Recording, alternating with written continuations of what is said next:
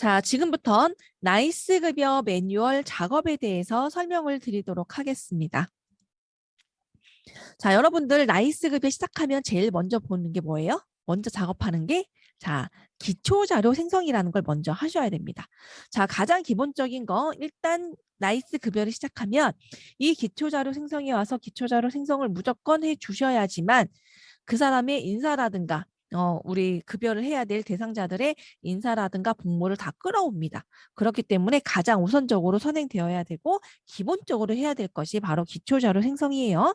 자, 그리고 기초자료 생성을 하는데 만약에 작업을 하다가 우리가 수정 작업들을 막 하고 있다가 어느 한 사람에 대해서 혹시라도 또 수정할 사항이 생겼다. 인사에서 변동 사항이 생겼다라고 하면 제가 아까 말씀드렸는데 여기에 있는 자료 생성을 해도 되지만 수정한 다음에 개별적인 우리 기본사항 관리에 있는 기초자료 생성하고 같은 역할을 하기 때문에 이렇게 간단하게 하나만 쓰셔도 됩니다. 굳이 전체를 다 돌릴 필요가 없다라는 얘기예요. 자, 그리고 나서 대상자 생성이라는 걸 합니다. 자, 대상자 생성에서 주의하실 건 두 가지가 있습니다. 대상자 생성하실 때 반드시 전월 대상자 복사를 하라고 제가 설명을 드려요. 왜 그러냐면 급여 작업을 하다가 보면 자, 우리도 많이 헷갈립니다. 사람이 많으면 헷갈릴 수 있어요. 그렇기 때문에 밑에 내용을 보면서 사람 이름을 보면서 삭제할 사람 삭제하고 추가할 사람 추가하고 하다 보면은 실수를 할 수가 있어요. 그렇기 때문에 이미 지급 확정이 됐고 검증이 됐잖아요. 그 전달에 대한 급여는. 그러면 전월 대상자를 복사를 해서 그 전에 작업했던 사람들을 그대로 끌어와서 쓰는 겁니다. 그래서 얘를 활용할 때 3월 달에 한번 보시면요. 제가 3월 달에 근무할 때 보니까 전출입자가 그러니까 나가고 오고 하는 분들이 한 50명이 넘는 경우들도 있어요. 그러면 그 사람들을 한 명 한 명 찾아서 하려고 그러면 너무 힘들어요. 그래서 그때 조금 쉽게 하는 방법이 우선은 전출자에 대한 명단, 전입자에 대한 명단을 여러분들이 따로 정리를 해 놓으셔야 됩니다. 놓으신 상태에서 자, 우선은 전월 대상자 복사를 해요. 그리고 나서 전출 간 사람들을 자, 여기 보시면 성명에 클릭을 하잖아요. 그러면 가나다 순으로 정리가 됩니다. 엑셀도 마찬가지로 가나다로 정리를 해 놓으세요. 명단 정리하실 때.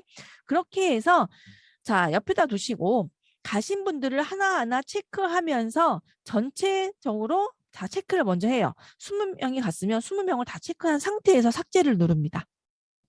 자, 그렇게 하면 간단하게 끝나요. 자, 그리고 전입 오신 분들 넣는 건 어쩔 수 없이 대상자 추가를 한 명 한 명 하셔야 됩니다. 한 명 한 명 하시면서 체크하시면서 정확히 하시면 돼요. 그렇게 하시면 뭐 누락될 사람도 없고요. 잘못 지급된 경우도 없어요. 간혹 가다가 요 전월 대상자 복사를 안 하고서 그냥 내가 보면서 체크를 했던 사람들 중에 1년 전에 퇴직한 사람 급여를 주는 경우도 전 실제로 봤어요. 네. 그렇기 때문에 그런 부분에 대해서 여러분들이 주의를 하셔야 됩니다. 그래서 전월 대상자 복사라는 거 먼저 설명을 드렸고요. 자, 또 하나 여기 소급 버튼 보이시죠? 소급 체크를 여러분들이 사용하시면 좋아요. 자, 이 소급 체크에 대한 거 설명을 드리자면 예를 들어 3월 달에 보면 3월에 학급 편성이 다 됐어요. 정상적으로 근무를 막 하고 있는데 학급이 늘어났어요, 갑자기. 학급이 늘어나서 기간제 교사가 중간에 들어왔습니다. 그렇다고 그러면 자, 이 기간제 교사 들어온 그 시점이 예를 들어 뭐 3월 10날이다 그러면 급여 작업이 끝난 다음에 들어온 거예요. 급여 작업이 끝난 다음에 들어왔기 때문에 이분의 급여는 3월 10날부터 계산을 해줘야 되는데 이미 급여 마감이 돼서 3월에 못 줘요. 그럼 4월에 가서 주셔야 됩니다. 자, 요거 작업하시는 제가 순서 지금부터 설명을 드릴게요. 그런 경우에는요. 4월 달 급여에 가셔서 일단은 기초자료 생성하고 대상자 생성하고 월급여 작업 돌려줍니다.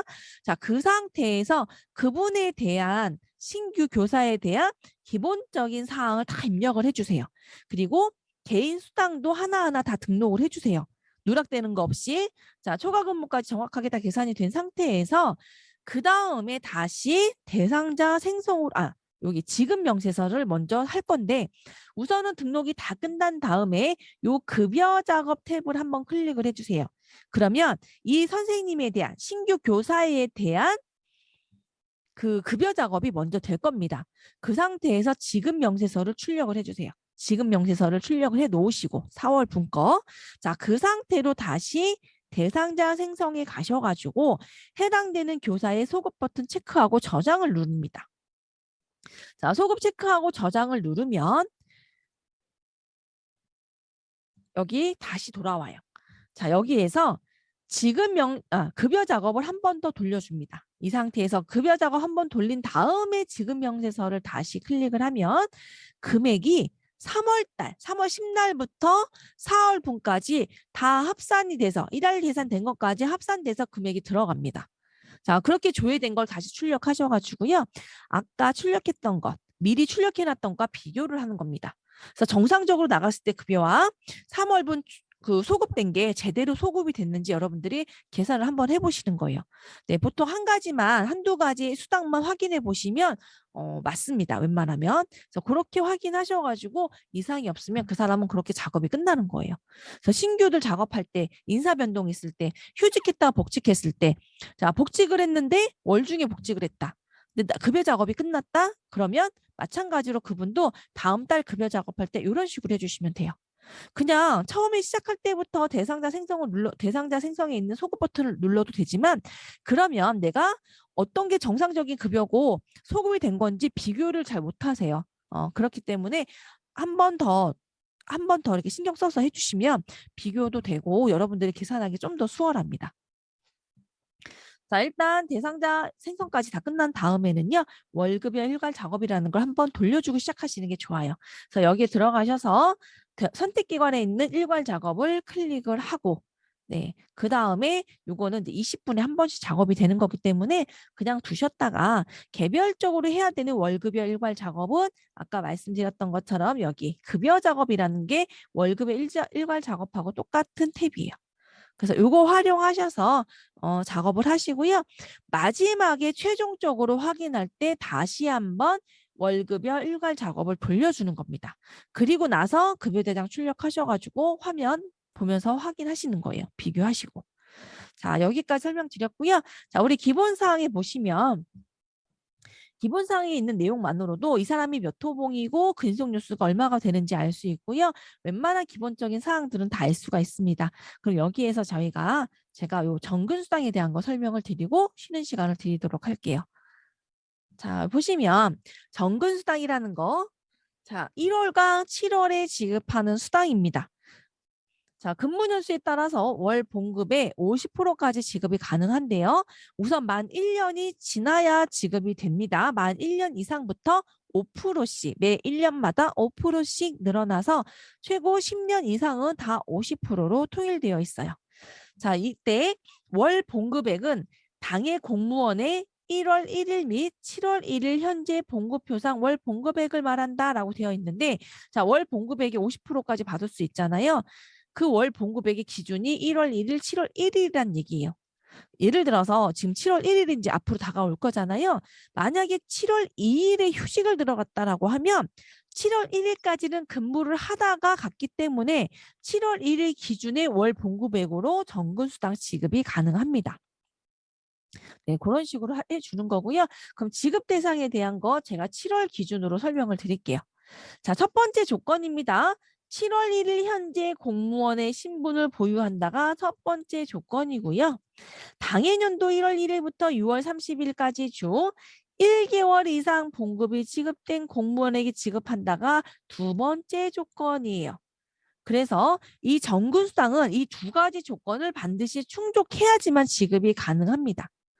자, 요 두 가지 조건 반드시 충족한다고 말씀을 드렸어요. 자, 뒷페이지에 보시면 근무기간 인정휴직이라고 해서 근무를 하지 않았지만 실제 근무한 기간으로 인정을 해주는 거예요.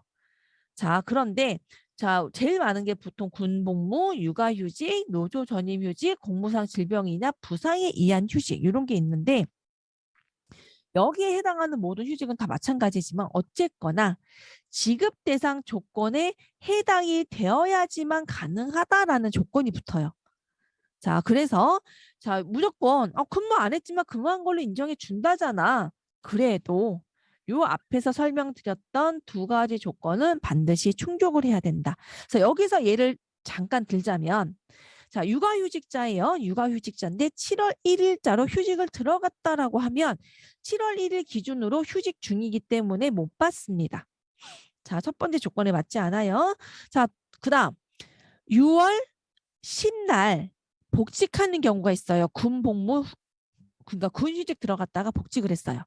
자, 군 휴직 들어갔다가 복직을 6월 10날 했는데 인정해 준다고 했으니까 줘야 되는 거 아닌가? 7월에. 그렇게 생각을 하고 봤더니 나이스가 자동으로 계산을 안 해줬어요. 자, 그런데 담당자가 생각하기를 이렇게 인정한다라는 규정이 있으니까 줘야 되는데 나이스가 인식을 못했나 보다. 잘못됐나 보다라고 착각을 하시고 여러분이 지급을 해버리는 경우가 있어요. 조정수당에다가 넣어서. 굉장히 많습니다. 이런 사례들이. 그런데 자, 그 군 복무, 그러니까 군 휴직 중에 있다가 복직하신 분 같은 경우에는요. 자, 당해년도 1월 1일부터 6월 31일까지 중 1개월 이상 봉급이 지급됐어야 되는데 지급된 게 없어요. 그러니까 7월 1일 기준으로는 복직을 했으니까 공무원 신분을 보유하고 있지만 1개월 이상 봉급을 받은 게 없단 말이에요. 6월 1일에 복직을 했으면 가능해요. 그런데 6월 1일이 아닌 6월 2일 이후에 복직하는 사람들은 해당이 없다라는 얘기입니다. 자, 육아휴직자 설명을 드릴게요. 육아휴직자 기준으로 본다면 우리 선생님들은 3월 1일에 학기 시작이에요. 그래서 3월 1일에 들어갔다가 3월 1일에 주로 복직을 많이 해요. 그러면 3월 1일자로 첫째 자녀로 휴직을 들어갔다라고 하시면 복직을 3월 1일 날 했으면 그분은 딱 1년만 휴직하고 돌아왔기 때문에 1, 2월분 다 인정받고 해서 7월 달 정부수당 받을 때 6개월분을 다 받을 수 있어요. 그런데 자, 교사가 아닌 지방공무원의 경우 보시면 주로 1월 1일과 7월 1일이 인사철이니까 1월 1일에 휴직을 들어가요. 그리고 1월 1일에 복직을 해요. 그러면 들어갈 때도 못 받고 나올 때도 못 받습니다. 자, 그런 게 있다라는 거 기억해 주시고요. 자, 또 하나. 봉급 감액 지급 대상자의 정근수당 지급이다라고 해서 요 경우에는 조금 예외가 있습니다. 마찬가지 휴직이에요. 휴직이면 안 준다고 했잖아요. 하지만 봉급이 일부 지급되는 휴직이 질병휴직과 유학휴직이 있는데 자, 이런 경우에는 실제 근무한 기간에 대해서만큼은 지급을 해라. 그러니까 예를 들어서 자, 질병휴직을 4월 1일에 들어갔다라고 하시면 자, 7월 달에 이 사람 봉급 70% 받고 있는 상황이에요. 그 상황의 정근수당은 1, 2, 3월 달 근무한 기간에 대한 건 지급하고 근무하지 않은 4, 5, 6월 달은 안 준다라는 얘기입니다. 그렇게 해서 질병휴직에 대해서 그렇게 주고 있고요. 유학휴직했다가 복직을 했다. 그러면 유학휴직은 급여의 일부를 받고 있어요. 50% 받고 있고 복직을 했으면 그냥 전액 다 지급한다고 합니다. 언제 복직을 했던 간에. 다 근무한 걸로 인정을 해준대요. 자, 그렇게 해서 최근에 답변 받은 자료가 있어서 설명을 드렸고요. 자, 그리고 단 15일 이상 실제 근무한 달만 지급한다라는 말 때문에 간혹 헷갈리는 경우가 있는데 자, 이게 무슨 얘기냐면 정근수당이라는 건 직전월 6개월분에 대해서 지급을 하잖아요. 그렇다 보니까 그 6개월이라는 기간을 계산할 때 15일 이상만 근무했던 달은 한 달 근무한 걸로 그냥 인정을 해준다라는 얘기예요.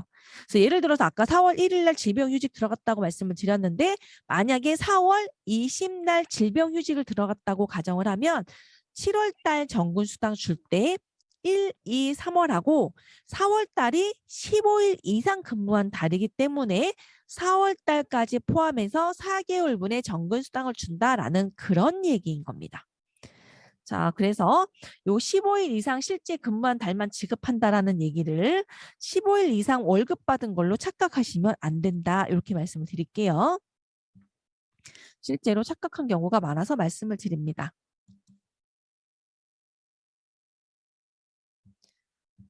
자, 육아휴직에 대해서 근무기간 인정범위 말씀을 드리는데요.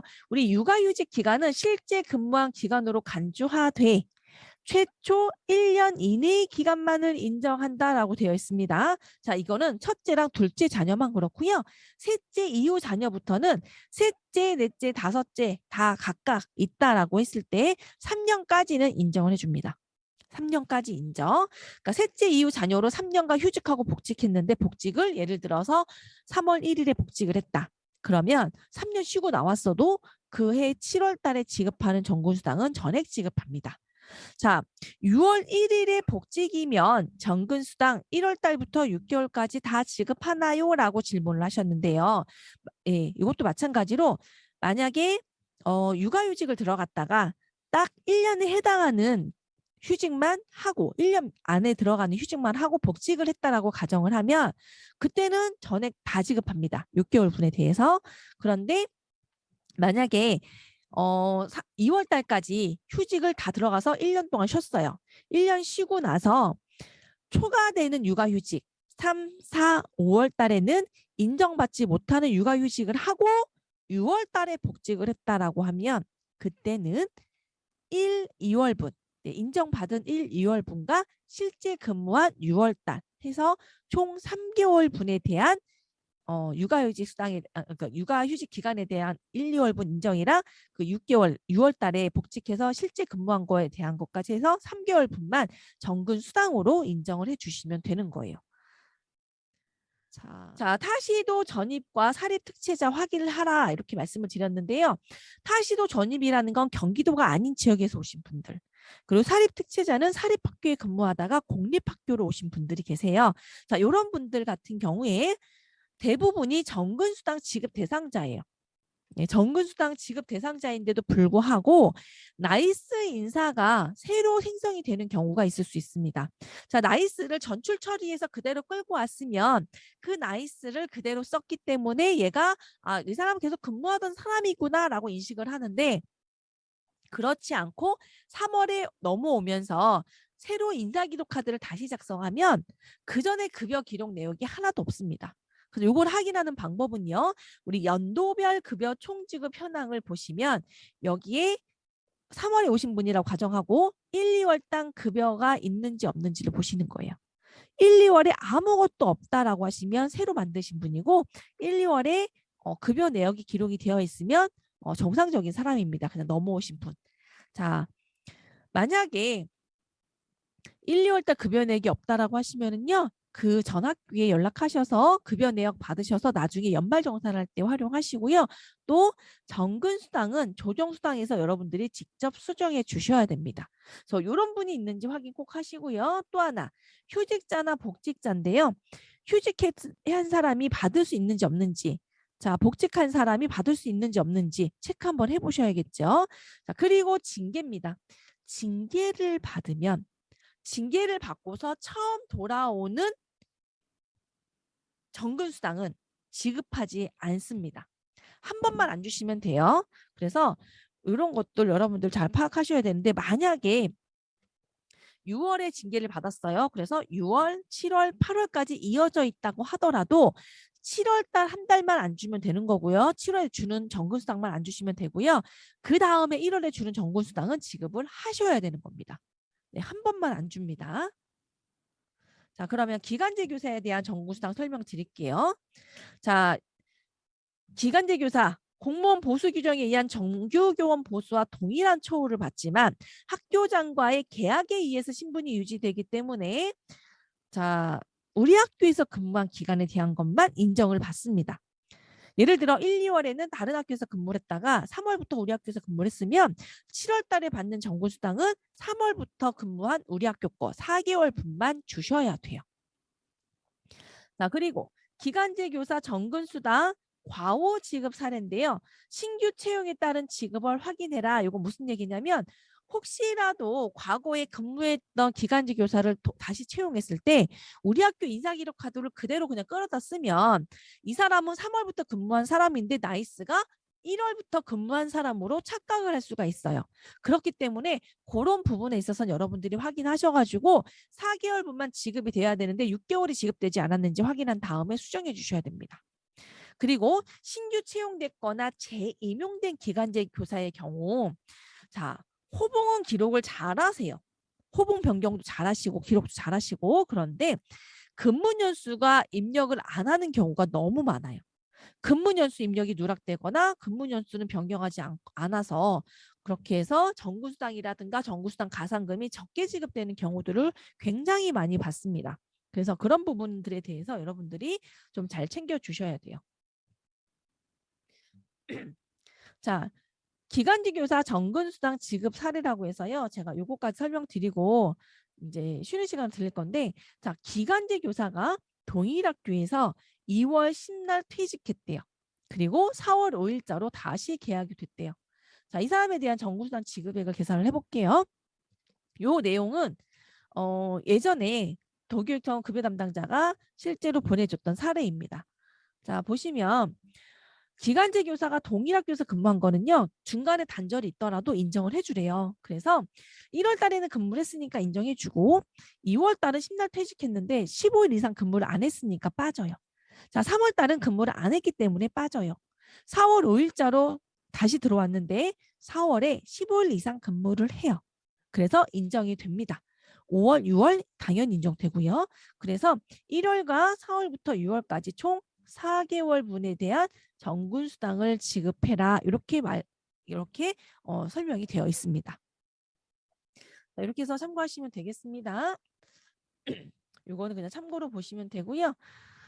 자, 여기서부터 사례로 제가 말씀드릴 거예요. 제가 처음에 정근수당 말씀드릴 때 3가지 요건 확인해줘라 라고 말씀드렸는데 네, 다시 한번 정리하면서 이거를 대입해서 계산해 보도록 할게요. 첫 번째, 7월 달에 받는다. 7월 달에 정근수당 받을 때 첫 번째 요건이 뭐라 그랬어요? 7월 1일 현재 봉급을 지급받느냐 라고 물어봤고, 두 번째가 대상 기간 1월 달부터 6월 달 사이에 한 달 이상의 봉급을 지급받았냐라고 보는 거고요. 세 번째, 실제 근무한 기간을 6분의 n으로 해서 주겠다라고 이 3가지 조건이 있었는데요. 한번 대입해서 풀어보도록 하겠습니다. 그러면 육아휴직을 1월 달, 2월 달 했고요. 복직했다고 하죠? 언제? 3월 1일 날 복직했다고 합니다. 그런데 이 육아휴직이 근무기간에 인정되는 1년차 휴직이에요. 그럴 때 7월 달 정근수당을 받을 수 있는지 없는지, 얼마나 받게 되는지 알아보도록 합시다. 1번, 7월 1일 현재 봉급을 받고 있는가 물어보는 조건에 대해서는 복직해서 7월 달도 복직하고 있죠. 그래서 1번은 오케이. 2번, 1월 달부터 6월까지 봉급받고 있는지 1월 달부터 6월 달까지 살펴보면 3월부터 6월까지는 봉급, 본봉 지급받고 있죠. 네, 4개월 동안 다 받았어요. 그러면 1, 2개월 때는 봉급을 지급받았을까요? 채팅창에 올려보겠습니다. 1, 2월 달에 봉급 지급받았다. 1번. 봉급 지급받지 않았다. 2번. 봉급 지급받았다. 1번. 지급받지 않았다. 2번. 네.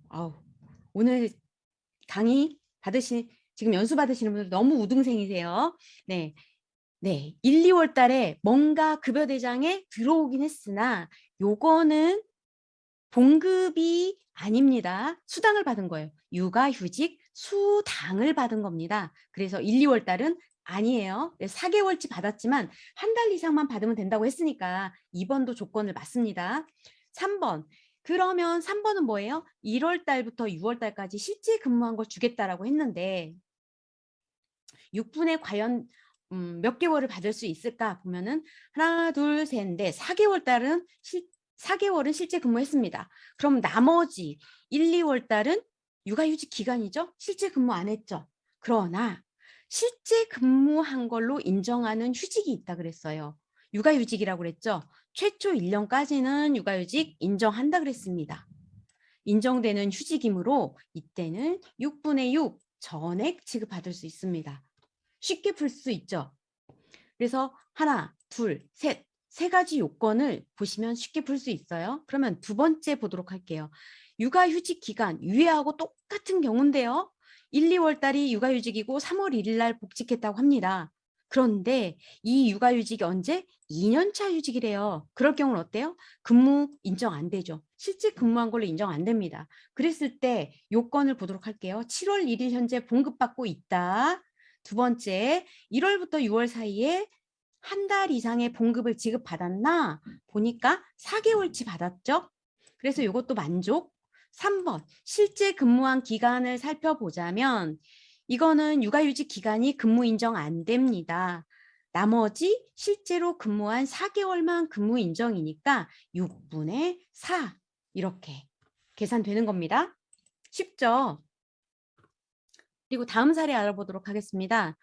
육아휴직을 할 때 꼭 1년짜리만 내냐 그거 아닙니다. 뭐 1년 3개월을 내는 사람이 있고 2년도 내는 사람이 있고 각양각색으로 휴직을 내죠. 그런데 이 경우는 1년 3개월을 낸 거예요. 휴직을. 그렇게 냈을 때 육아휴직 1년 차가 2월 달까지 끊어지고 3개월은 육아휴직 2년 차예요.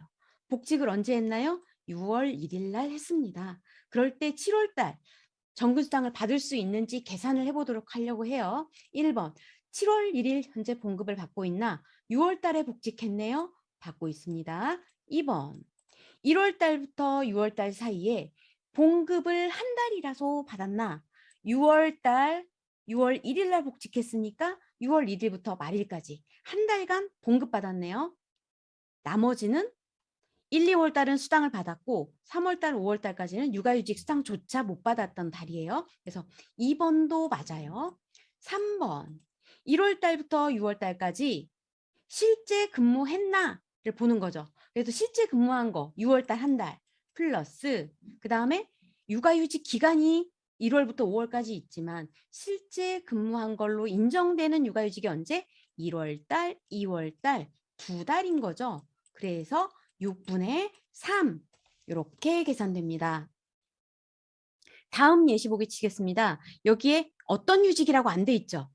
어떤 휴직이든 상관이 없어요. 네, 1월 2일 날 휴직 들어간 사람을 보도록 할게요. 7월 2일이어도 상관은 없어요. 네, 똑같은 경우입니다. 1월 2일 휴직 들어간 사람 1월 달 정근수당 어떻게 되는지 한번 보도록 할게요. 1번 1월 1일 현재 봉급을 지급받는가라고 물어봤을 때 1월 1일은 재직, 신정이지만 공휴일이지만 1월 2일자 휴직이니까 1월 1일은 봉급 일할 계산해서 하루치 봉급 받습니다. 이거 1번 오케이.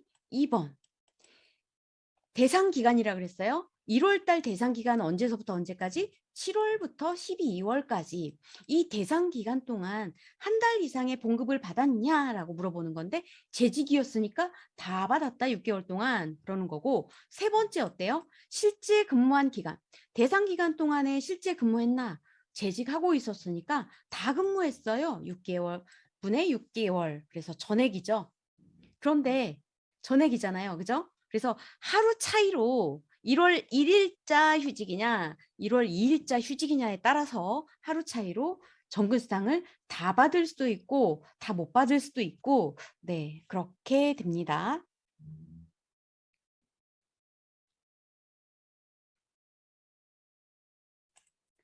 네 다음 사례 보도록 하겠습니다. 이것도 역시나 육아휴직입니다. 최초 1년차 육아휴직을 들어갔어요. 육아휴직에서 복직한 사례가 아니고 재직하다가 3월 1일자로 육아휴직을 들어갔습니다. 그럴 때 7월 달 육아휴직의 수당이 어떻게 되는지 이미 답이 나와 있으니까 그렇긴 하지만 여러분들 답 보지 않고 풀어야 돼요.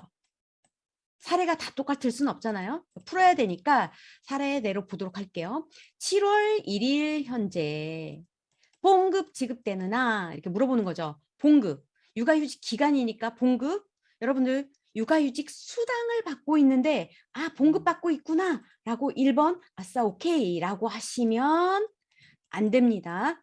봉급 지급받고 있는 게 아니라 수당 지급받고 있죠. 그래서 1번 아니에요. 2번 갈 필요도 없어요. 2번 맞고 3번은 육아휴직 기간이 실제 근무로 인정되고 재직 기간이 있어서 6개월 다 근무한 걸로 인정되더라도 2번, 3번 오케이더라도 1번 7월 1일 현재 봉급을 지급받고 있지 않기 때문에 이거는 지급 대상이 아닙니다. 이번에는 휴직 사유인데요. 어떤 거? 병력 휴직에 대한 겁니다. 그래서 7월 1일 현재 봉급 지급 때나 6월 8일 복직했으니까 7월 달은 봉급 지급 받겠죠. 7월 1일 현재 봉급 받고 있겠죠. 2번 1월 달부터 6월 달까지 봉급을 지급받았나? 라고 보시면 제가 지금 연수하고 있으니까 좀 제대로 답을 하실 수 있겠는데 혼자 곰곰이 생각해 보시면 여기에서 헷갈리고 그런 경우 많습니다. 6월 달 어때요? 복직해서 봉급을 받긴 받았죠. 봉급을 6월 17일 날 봉급 받았겠죠? 그랬을 때 한 달 이상 봉급 받았네 라고 대답하기 쉽습니다. yes 라고 대답하기 쉽지만 이거는 no예요. 아니에요. 왜냐하면 한 달 이상이라 그랬어요. 그런 한 달 이상이 되려면 6월 1일부터 6월 30일까지 이 한 달이 되어야 되는데 이분은 6월 8일 날 복직했다고 합니다. 그래서 6월 1일부터 6월 7일 봉급은 받지 못했기 때문에 한 달이 안 되는 거예요. 그래서 2번 충족이 안 되죠. 1번, 2번 중에 어떤 거든 충족이 안 되면 지급 대상이 안 되는 겁니다. 실제 근무를 얼마 했나 따져볼 필요 없는 거예요. 지급 안 되는 겁니다.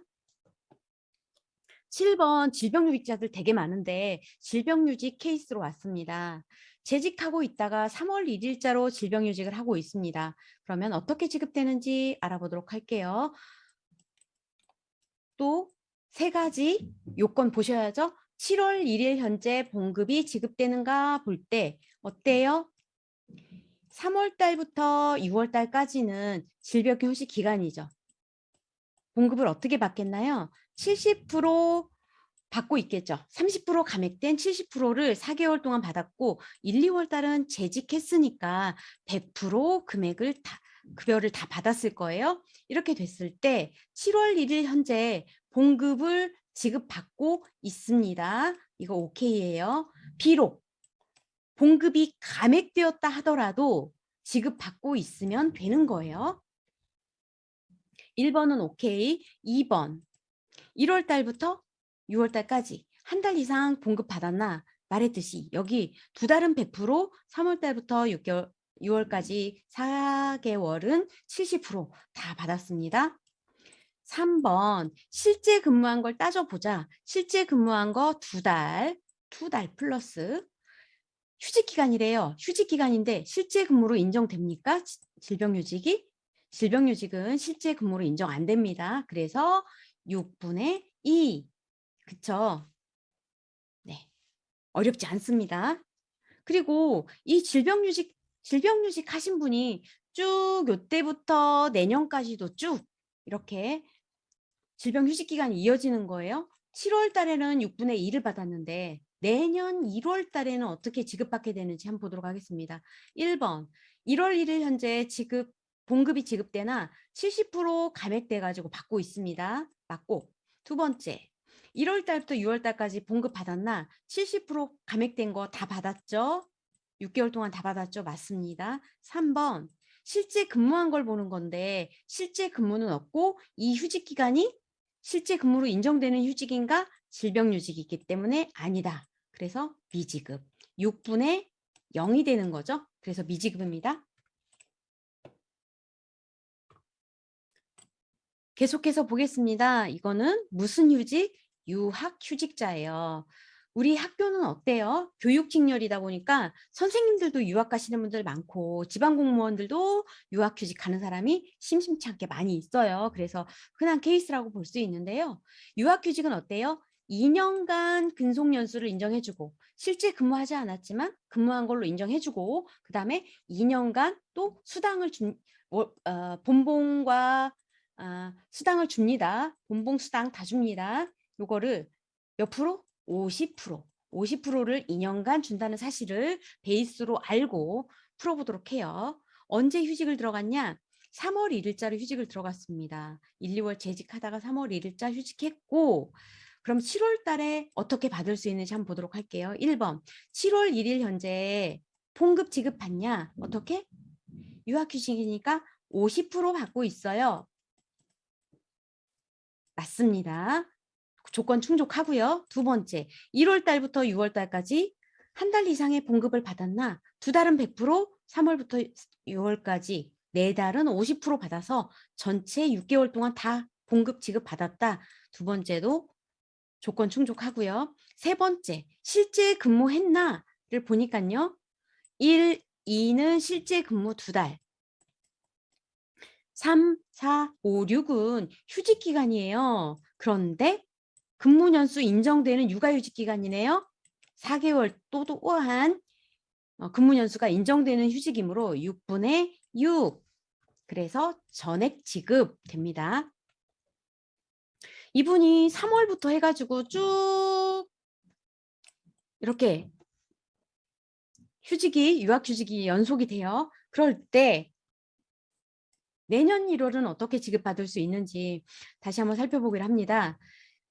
1번, 1월 1일 현재 봉급 지급받고 있나? 50% 감액돼서 받고 있습니다. 2번, 대상 기간 7월부터 12월까지 봉급 지급받았나? 6개월 동안 50% 감액된 걸 6개월 다 받았네요. 2번 조건도 맞습니다. 3번, 실제 근무했나를 보는 거죠. 6분에 몇 개월을 근무했나를 보는 건데 실근무는 없고 휴직 기간이었습니다. 어떤 휴직? 유학휴직.